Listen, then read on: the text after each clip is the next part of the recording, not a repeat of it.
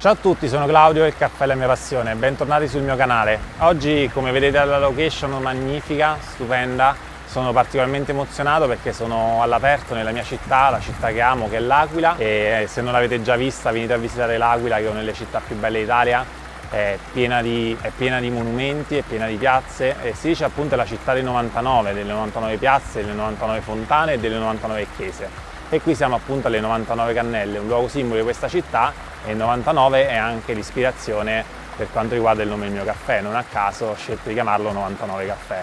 Oggi vi parlerò delle mie miscele, me l'avete chiesto tutti. Come sapete io ho creato questo canale YouTube non tanto per parlare del mio caffè, per farmi pubblicità, ma più per portare delle informazioni sul mondo del caffè che mi faceva piacere condividere, perché noi siamo la patria dell'espresso all'italiana, ma spesso ce ne dimentichiamo e nel mondo del caffè siamo pieni di luoghi comuni. Tutti quanti mi avete chiesto di parlare delle mie miscele e allora oggi iniziamo a farlo, e per me è veramente un racconto emozionante anche grazie a questa location che ho intorno. Come nasce 99 Caffè ve l'ho un po' raccontato, nasce dalla mia passione, nasce appunto dal creare un caffè che fosse veramente mio, e questo è anche merito del fatto che io nasco in una famiglia che produce alimenti da sempre, da oltre 40 anni. I miei genitori hanno creato Dolce Aveia, che produce dolce liquore, la tradizione abruzzese, e quindi ho sempre maneggiato materie prime fin da piccolo, processi di produzione, creazione di prodotti, e sicuramente questo ha avuto la sua influenza. Ha avuto la sua influenza accompagnata poi dalla mia passione del caffè. Sono sempre stato quello che, girando il mondo nei vari viaggi che ho fatto, è sempre andato alla ricerca di caffetterie particolari, delle migliori caffetterie in ogni città in cui ho vissuto o che sono andato a visitare. Quindi la mia passione del caffè c'è sempre stata, si è solo accresciuta con il tempo, e questo ha fatto sì che ho iniziato a frequentare dei corsi, perché volevo sempre di più approfondire questo mondo che sembra appunto il piccolo mondo di una bevanda che tutti i giorni beviamo. Invece è un mondo vastissimo, è un mondo fatto di piantagioni che si trovano in tutto il mondo, è fatto di materie prime, è fatto di importazione, è fatto del processo di tostatura che regala al caffè tante caratteristiche diverse, è fatto del processo poi di estrazione del caffè che si può fare in 1000 modalità, e per poi arrivare a quella piccola bevanda che beviamo tutti i giorni, che quindi dietro ha un mondo. E quindi ho iniziato a studiare e frequentare corsi. Ho preso delle certificazioni, la certificazione più famosa è quella SCA, la Specialty Coffee Association. Ho fatto appunto dei corsi sulla tostatura, sull'assaggio, sulla miscelazione delle materie prime, e questo mi ha portato appunto a formarmi, e da lì anche la mia voglia di condividere tutte queste informazioni con voi, creando appunto questo canale YouTube in cui questa mia esperienza la vado a raccontare. E poi ci sono stati, come dico sempre, migliaia di assaggi. In ogni città che vado veramente io mi vado a cercare tutte le caffetterie più importanti, tutti i caffè più speciali, perché ho sempre voglia di assaggiare un gusto nuovo, e questo vale sia in Italia che all'estero. E quindi ho scoperto tanti modi di gustare il caffè, dal caffè americano al caffè in filtro, per poi tornare sempre però all'espresso italiano che io tanto amo, che è appunto quell'espresso corto, forte e cremoso che tutti noi amiamo. In questo mio percorso ho avuto la fortuna anche di vivere in più città, sia in Italia che all'estero, e questo sicuramente mi ha influenzato tantissimo nei gusti. Noi sappiamo ad esempio che l'Italia del Sud beve un certo tipo di caffè e apprezza un certo tipo di caffè che è diversissimo da quello che beviamo nell'Italia del Nord, oppure quello che beviamo all'estero. Ad esempio il caffè americano è tutt'altra concezione rispetto all'espresso all'italiana. Tutte queste influenze hanno fatto sì che appunto mi ritrovassi pieno di consapevolezze diverse, e avevo voglia appunto di esprimerle in tazza. Ho iniziato a collaborare con alcuni torrefattori, ho iniziato a creare le mie miscele, fino a quando appunto mi sono detto: vengo già da un'esperienza in cui ho la fortuna di avere un laboratorio produttivo dove produciamo dolci e liquori. Posso sicuramente investire nel creare anche la mia torrefazione e farmi finalmente le mie miscele secondo il mio gusto. Avevo già iniziato a commercializzare caffè. Ovviamente quando si parla di caffè, oggi come oggi si parla di caffè Borbone, si parla dei marchi più commerciali. Diciamo che la prima cosa che si riscontra in questi marchi è che se li si assaggia bendati si fa fatica a trovare delle differenze caratterizzanti tra le loro miscele. Sono tutte più o meno simili. Ovviamente c'è tutto il mondo dei caffè del sud, quelli più napoletani con una tostatura più spinta, più corposi, che sono tutti abbastanza simili, e poi c'è tutto il mondo appunto dei caffè nel nord, come ad esempio Illy, come ad esempio Vergnano, come ad esempio Nespresso originali, che sono caffè molto più morbidi, che tutti appunto si somigliano, e spesso si fa fatica a trovare la differenza tra una miscela e l'altro. Io invece volevo che il mio caffè fosse veramente differente, che anche bendati da un assaggio alla cieca si riuscisse appunto a riconoscerli, e quindi ho iniziato a formulare la mia testa e poi a testare le mie miscele. Prima di arrivare alle mie miscele però mi sono dato un obiettivo. Io non volevo fare, come tutti dicono, un caffè di qualità.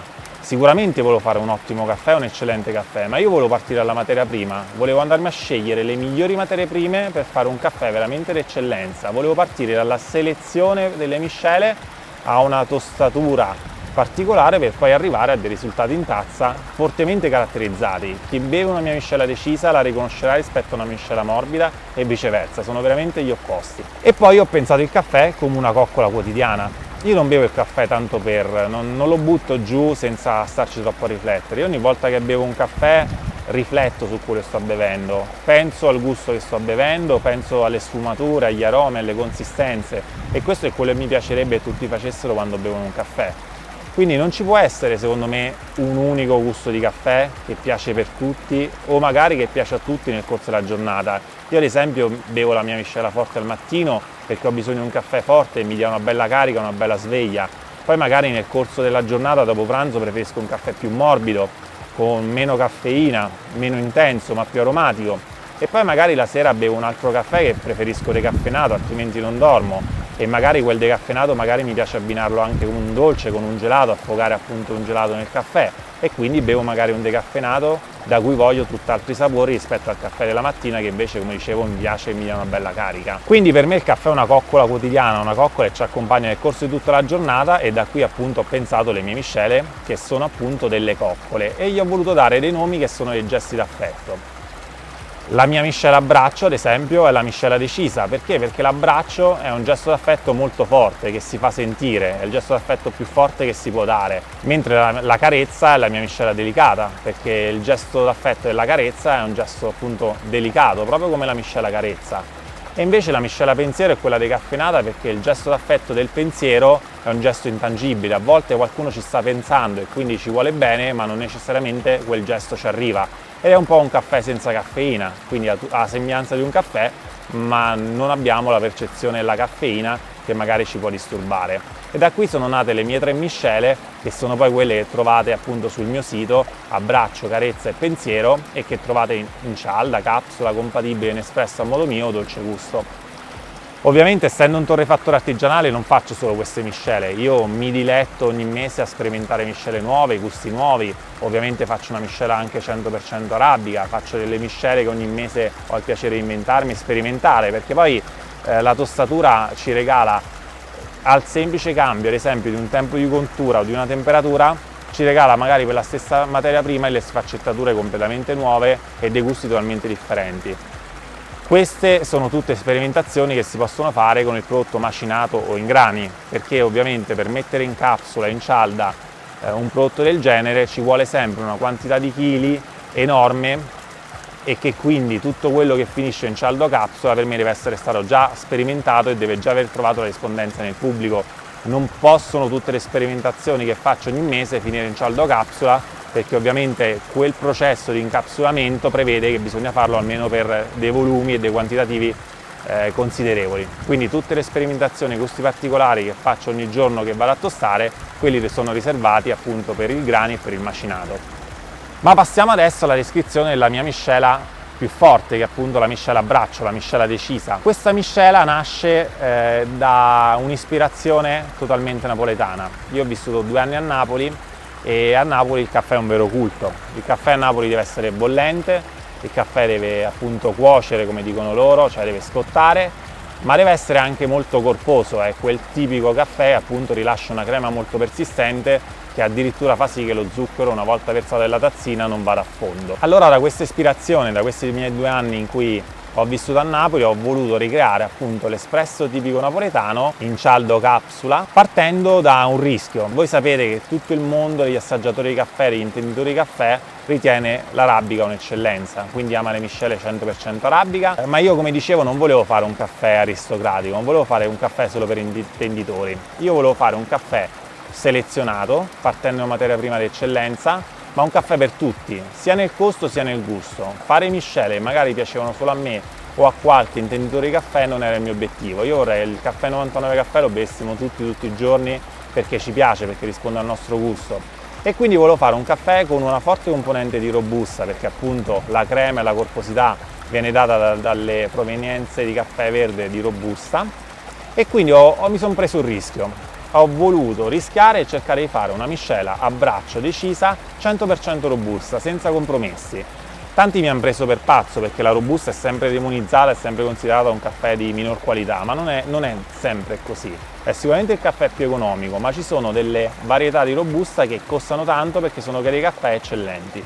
Ho preso quindi due qualità di robusta d'eccellenza, un'africana e un'indiana, che ho miscelato, e ne è venuto un caffè che appunto è quello che trovate sul mio sito, e chi l'ha assaggiato già lo riconosce. È un caffè fortemente corposo, ha dei sentori di cioccolato, liquirizia, crea una crema molto densa che impedisce allo zucchero di scendere, ed è tostato anche abbastanza scuro perché appunto vuole seguire l'idea di essere un caffè napoletano, il vero espresso in tazzina napoletano, quello che tanto ci piace al mattino, che scende in maniera lenta e corposa. Questo caffè quindi è l'ideale per chi ama il gusto dell'espresso napoletano, un caffè forte, un caffè corposo, un caffè che sa di cioccolato. Ovviamente non è adatto per tutte quelle persone che invece amano il caffè più delicato, amano gli Nespresso originali, amano Illy, il 100% arabica, quindi per quelle persone probabilmente la mia miscela carezza è più vicina al loro gusto, ma la miscela a braccio è veramente forte, decisa, è quel caffè che alla mattina ci dà una sveglia, una carica di caffeina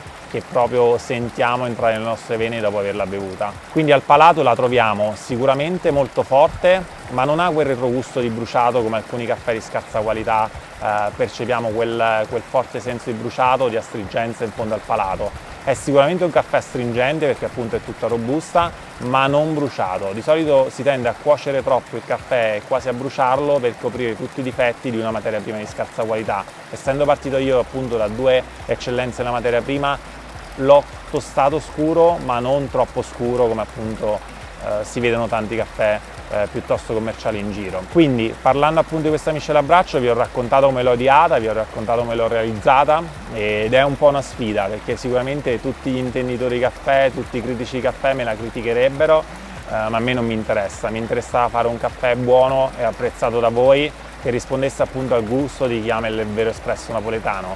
Io sono orgoglioso di farlo assaggiare ai miei amici napoletani, e non solo, perché è un caffè che sicuramente piacerà.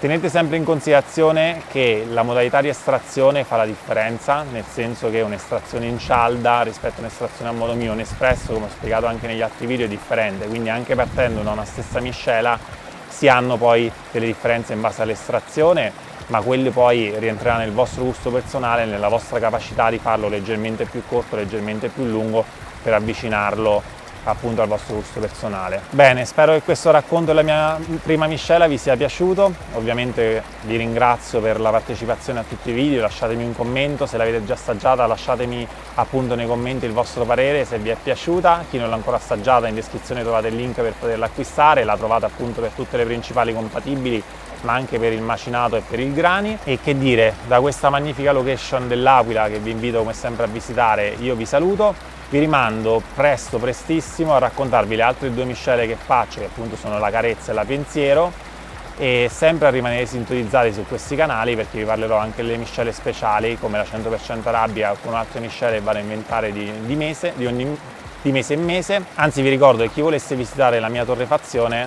io non ho segreti, la mia torrefazione è aperta al pubblico, basta prenotarsi, si può tostare anche il caffè con me perché io non ho segreti, come sapete sono trasparente. Ci vediamo presto da un'altra location della mia città per parlare appunto delle altre miscele. Con questo vi saluto, grazie, scusate l'emozione e alla prossima!